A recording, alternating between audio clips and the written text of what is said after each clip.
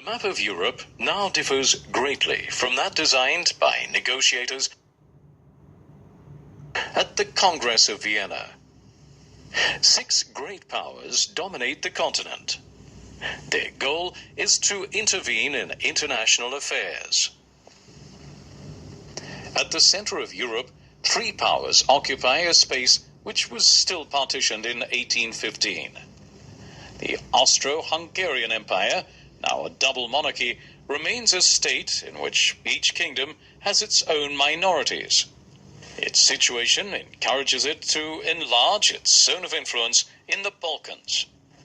The German Empire and Italy have achieved their unity, but still must ensure its cohesion.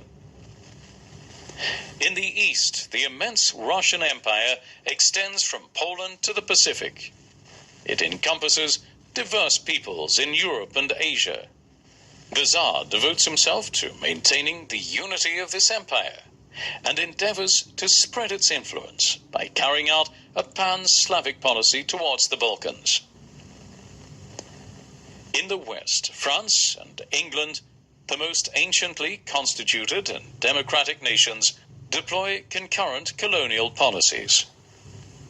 However, dissatisfaction remains for peoples whose national engagement has not been taken into account.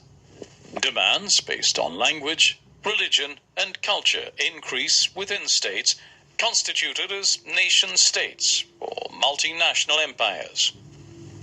Faced with these movements, the states seek to reinforce their cohesion, at times at the price of certain concessions.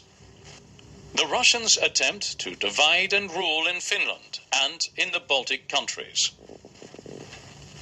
The Hungarians pursue a policy of Magyarization, which displeases the Croats and Romanians.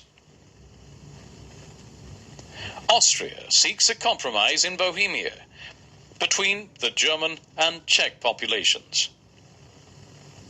England considers resolving the Irish question, thanks to an autonomy project for the island. Certain demands are met. Iceland progressively obtains its political autonomy from Denmark. Norway has its independence recognized by Sweden.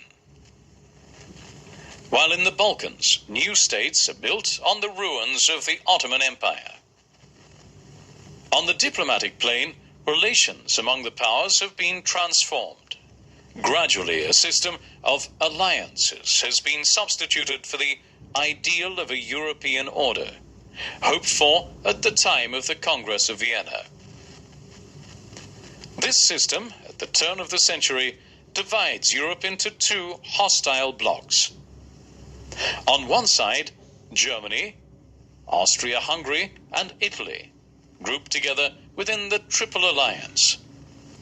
And on the other, France, Russia, and England, linked by the Triple Entente. National sentiment is heightened within these 2 blocs, each nation claiming to be on a civilizing mission. State patriotism, intended to strengthen internal cohesion, is promoted, in particular through public education and the military. This sometimes results in aggressive nationalism, fueled by crises that shake the Allied blocs. From 1905 to 1914, these crises increase, at times pitting together Russians and Austrians in the Balkans, at others French and Germans on colonial issues. Dialogue and cooperation among nations are not abandoned, but the mechanics of the systems of alliance and the arms race end up by plunging the continent into war.